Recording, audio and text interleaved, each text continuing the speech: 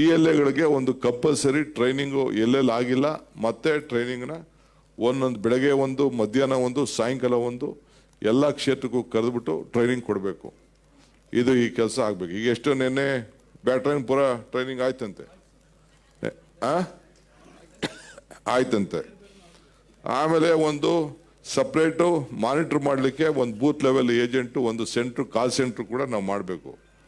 So ಪ್ರತಿ ಬೂತಲ್ಲೂ ಕೂಡ ನಿಮ್ಮ ಓಟ್ ಏನಾದ್ರು ಹೆಚ್ಚು ಕಮ್ಮಿ ಆಗಿದೆಯಾ ಅಂತ ನೀವೇ ಒಂದು ಟೆಂಟ್ ಹಾಕ್ಸ್ಬಿಡಿ. ಅಲ್ಲಿ ಟೆಂಟ್ ಹಾಕ್ಬಿಡಿ. ಆಗ ನಿಮಗೆ ಒಂದು ಏನು ನಿಮ್ಗೆ 10 ಒಂದೊಂದು ಬೂತ್ಗೆ ಒಂದು 10 ಜನ ಹುಡುಗರು ಇಟ್ಬಿಟ್ಟು ಈಗಿಂದನೇ ಒಂದು ಟೆಂಟ್ ಹಾಕಿ ಬೇರೆಯವ್ರದ್ದು BJP ವೋಟ್ ನೀವು ತಲೆ ಕೆಡಿಸ್ಕೊಳಕ್ಕೆ ಹೋಗ್ಬೇಡಿ. ಅವ್ರಿಗೆ ಹೋಗಿ ನೀವು ಕೈ ಕಾಲು ಕಟ್ಟಿ ಟೈಮ್ ವೇಸ್ಟ್ ಮಾಡಕ್ಕೆ ಹೋಗ್ಬೇಡಿ. ನಿಮ್ಮ ಓಟ್ನ ನೀವು ಕಾಪಾಡಿ. ಫಸ್ಟು ನಿಮ್ಗೆ ಯಾರು ಸಮಾಧಾನ ಇದೆ ಅವ್ರಿಗೆ ಮಾಡಿ. ಸೊ ಅದಕ್ಕೆ ನಾನು ಏನು ಬೇಕೋ ನಾನು ಮಾಡ್ತೀನಿ. ನಮ್ಮ BLAಗಳಿಗೆ ಏನು ಡೈರೆಕ್ಷನ್ ಕೊಡಬೇಕೋ BLAಗಳನ್ನ ಕಂಪಲ್ಸರಿ ಕರ್ಕೊಂಡು ಹೋಗಲೇಬೇಕು ಅಂತೇಳಿ ನಮ್ಮ ಅಧಿಕಾರಿಗಳ ಹತ್ರ ನಾನು ನಿರ್ದಿಷ್ಟವಾದಂಥ ಹೇಳ್ತೀನಿ. ಅದು ಎಲ್ಲ ಪಾರ್ಟಿಯವ್ರನ್ನೂ ಕರ್ಕೊಂಡು ಹೋಗುವಂಥ ಒಂದು ಅವಕಾಶ ಅವ್ರಿಗಿದೆ. ಏನು ಬರೀ ನಮ್ಮ ಪಾರ್ಟಿಯವ್ರನ್ನೇ ಕರ್ಕೊಂಡು ಹೋಗ್ಬೇಕು ಅಂತಿಲ್ಲ. ಆಮೇಲೆ ಈ ನಮ್ಮ ಅಪಾರ್ಟ್ಮೆಂಟ್ ಎಲ್ಲ ತಲೆ ಕೆಡ್ಸ್ಕೊಳಕ್ಕೆ ಹೋಗ್ಬೇಡಿ. ಅವರು ಓಟು ಹಾಕಲ್ಲ, ಅದು ಬರೋದಿಲ್ಲ. ನೀವು ಜಾಸ್ತಿ ತಲೆ ಕೆಡ್ಸ್ಕೊಳಕ್ಕೆ ಹೋಗ್ಬೇಡಿ. ಅವರು ಓಟ್ ಹಾಕ್ಸ್ಕೊಳ್ಳಿ. ನಿಮ್ಗೆ ಯಾರು ಓಟು ಇದೆ ಅಪಾರ್ಟ್ಮೆಂಟಲ್ಲೂ ಕೂಡ ಅಂಥದ್ದು ಏನು ಬೇಕೋ ನೀವು ಮಾಡ್ಕೊಳ್ಳಿ.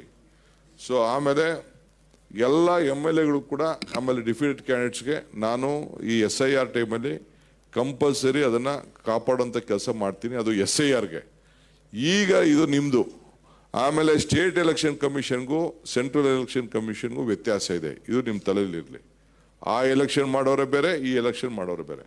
ನಾನು ಪ್ರತಿಯೊಂದು ಸ್ಟೇಟ್ ಎಲೆಕ್ಷನ್ ಕಮಿಷನ್ಗೆ ಎಲ್ಲರಿಗೂ ಕೂಡ ಒಂದು ವಿಸಿಟಿಂಗ್ ಕಾರ್ಡ್ ಕೊಡಬೇಕು ಹೊಸದಾಗಿ ಅಂತೇಳಿ ನಾವು ಮನವಿ ಮಾಡಿ ಸರ್ಕಾರದಿಂದ ದುಡ್ಡು ರಿಲೀಸ್ ಮಾಡೋಕ್ಕೆ ನಾವು ಪ್ರಯತ್ನ ಮಾಡ್ತಾ ಇದ್ದೀವಿ. ಹೇಗೆಂದರೆ ಅವ್ರಿಗೆ ವೋಟ್ ಕಾರ್ಡ್ ಸಪ್ರೇಟ್ ಒಂದು ID ಕಾರ್ಡು, ಹಳೆ ವೋಟ್ ಅಲ್ಲ, ಆ ಕಾರ್ಡ್ ಅಲ್ಲ, ಇದಕ್ಕೆ ಒಂದು ಕಾರ್ಡ್ ಕೊಡಬೇಕು ಅಂತ ಹೇಳ್ತಾ ಇದ್ದೀನಿ. ಗುರ್ತಿನ ಚೀಟಿ ಕಾರ್ಪೊರೇಷನ್ ಇರಲಿಕ್ಕೆ ಅದು 20 ಕೋಟಿ ಕೇಳ್ತಾ ಇದ್ದಾರೆ. ನಮ್ಮ ಸರ್ಕಾರ ಇಲ್ಲ ಅಂತ ಹೇಳಿದೆ, ಆಗೋದಿಲ್ಲ, ಕೊಡಬೇಕು ಅಂತೇಳಿ ನಾನು ಕಾರ್ಪೊರೇಷನ್ದೇ ರಿಲೀಸ್ ಮಾಡಿಬಿಡಿ ಅಂತ ಹೇಳಿದ್ದೀನಿ. ಆ ಕೆಲಸ ಮಾಡ್ತಾಯಿದ್ದೀವಿ. ಇದ್ರ ಬಗ್ಗೆ ಒಂದು ಅಸೆಂಬ್ಲಿಲೂ ಕೂಡ ಈ SIR ಬಗ್ಗೆ ತಿಳಿಸ್ಲಿಕ್ಕೆ ನಾವೊಂದು ವ್ಯವಸ್ಥೆನ ನಾವು ಮಾಡ್ತೀವಿ. ಸೊ ಎಲ್ಲರಿಗೂ ಕೂಡ ನಾನು ವಾರ್ಡಲ್ಲಿ ನನಗಾಗಲೇ ಹೇಳಿದ್ದೀನಿ, ವಾರ್ಡ್ ಮಾಡುವಾಗ ರಿಸರ್ವೇಷನ್ ಮಾಡುವಾಗ ಅದಕ್ಕೊಂದು ಸಪ್ರೇಟ್ ಕಮಿಟಿ ಇತ್ತು. ನನಗೆ ಸಮಾಧಾನ ಇಲ್ಲ, ಬೇಕಾದಷ್ಟು ಅನ್ಯಾಯ ಆಗಿದೆ. ಕೆಲವು ನಮ್ಮ MLAಗಳು ಯಾರು ಪ್ರಮುಖವಾಗಿ ವ್ಯಕ್ತಿ ಇಟ್ಕೊಂಡಿದ್ರು, ಹೋರಾಟ ಮಾಡೋಂಥ ಶಕ್ತಿ ಇತ್ತು, ಅಂಥವ್ರನ್ನೆಲ್ಲ ಕತ್ತರಿ ಹಾಕ್ಬಿಟ್ಟವ್ರೆ. ಅದು ಕೂಡ ನನಗೆ ಗೊತ್ತಿದೆ. ನಮ್ಮ ಕ್ಯಾಂಡಿಡೇಟ್ಗಳು ಬೇಕಾದಷ್ಟು ಸೋತ್ ಕಡೆನೂ ಕೂಡ ಆ ಥರ ಹೆಚ್ಚು ಕಮ್ಮಿ ಆಗಿದೆ. ಬಟ್ ಕೆಲವ್ರಿಗೆ ರಿಸರ್ವೇಷನ್ನು ಕಂಪಲ್ಸರಿ 50% ನಾವು ಮಾಡಲೇಬೇಕು, BCA ಕೊಡಲೇಬೇಕು. SC ST ಇರೋ ಕಡೆ ನಾವೇನು ಮಾಡೋಕ್ಕಾಗಲ್ಲ, ಅದು ಮುಂಚಿತವಾಗಿ ತೀರ್ಮಾನ ಆಗೋಗಿದೆ. ಸೊ ಇವೆಲ್ಲ ಕೂಡ ಆಗಿದೆ. ಸೊ ಅದಕ್ಕೆ ಇನ್ನು ಆಮೇಲೆ ಈಗ ಗ್ಯಾರಂಟಿ ಕಮಿಟಿ ಮಾಡಿದ್ದೀವಿ. ಆ ಗ್ಯಾರಂಟಿ ಕಮಿಟಿ ಮತ್ತು ಬೇರೆ ಕಮಿಟಿ ಮೆಂಬರ್ಸು ಅವರು ಕಂಪಲ್ಸರಿ ಅವರು ಎಲ್ಲ ಮೆಂಬರ್ಗಳನ್ನ ಗ್ಯಾರಂಟಿ ಯಾರ್ಯಾರಿಗೆ ಸಿಕ್ಕಿದೆ ಅವ್ರಿಗೆಲ್ಲ ಕೂಡ ಭೇಟಿ ಮಾಡೋಕ್ಕೆ ಒಂದು ಅವಕಾಶ ಇದೆ.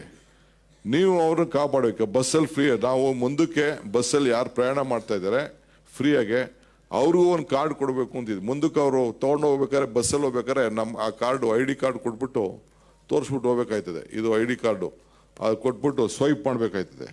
ಆ ರೀತಿ ಅದನ್ನು ಮಾಡ್ತಾಯಿದ್ದೀವಿ. ನಾನು ರಾಮಲಿಂಗಾರೆಡ್ಡಿ ಅವರು ಚೀಫ್ ಮಿನಿಸ್ಟ್ರು ನಾವೆಲ್ಲ ಮಾತಾಡಿ, ಯಾಕೆಂದ್ರೆ ಅವ್ರಿಗೆ ಗೌರವ ಇಲ್ಲ, ಅವ್ರಿಗೆ ನಾವು ದುಡ್ಡು ಕೊಡ್ತಾ ಇರೋದು ಲೆಕ್ಕ ಇಲ್ಲ. ಆಮೇಲೆ ನಿನ್ನೆ ಅಸೆಂಬ್ಲಿಲೂ ಕೂಡ ಅವರು ಪರಿಶೀಲನೆ ಮಾಡಿ ಈ ಗ್ಯಾರಂಟಿ ಇದೆ ಅಂತ BJP ಹೇಳ್ತಾವ್ರೆ. ಅದಕ್ಕೆ ನಾನು ಹೇಳಿದೆ ನೀವೆಲ್ಲ ರೆಸಲ್ಯೂಷನ್ ಮೂವ್ ಮಾಡಿ ಅಂತ ಹೇಳಿದೆ. ಅಂದರೆ ಗ್ಯಾರಂಟಿನ ವಜಾ ಮಾಡಬೇಕು ಅಂತ ಅವರು. ನೀವು ಇದನ್ನು ತಿಳಿಸ್ಬೇಕು. BJPಯವರು ಅಧಿಕಾರಕ್ಕೆ ಬಂದರೆ ಗ್ಯಾರಂಟಿ ವಜಾ ಮಾಡ್ಲಿಕ್ಕೆ ಹೊರಟಿದ್ನ, ಅದಕ್ಕೆ ರೆಸಲ್ಯೂಷನ್ ಕೊಡಪ್ಪ, ನೀನು ನಿಮ್ಮ ಪಾರ್ಟಿ ತೀರ್ಮಾನ ಕೊಡು ಅಂತ ನಾನು ಹೇಳಿದೆ. ಸೊ ನಿಮ್ಮ ಯಾರು ಗ್ಯಾರಂಟಿ ಮೆಂಬರ್ಸ್ ಇದ್ದಾರೆ ಅವ್ರನ್ನೆಲ್ಲ ಇಲ್ಲಿ ಕರೆಸ್ತೀನಿ, ಸಪ್ರೇಟ್ ಮೀಟಿಂಗ್ ಮಾಡ್ತೀನಿ, ಅವ್ರು ತಿಳಿಸ್ತೀನಿ. ಅವರು ಕೂಡ ನಿಮ್ಮ ಜೊತೆ ಎಲ್ಲ ಗ್ಯಾರಂಟಿ ಅವ್ರಿಗೆಲ್ಲ ತಿಳಿಸ್ಬೇಕು. ಬೇಕಾದಷ್ಟು ಅವಕಾಶ ಮಾಡಿದ್ವಿ.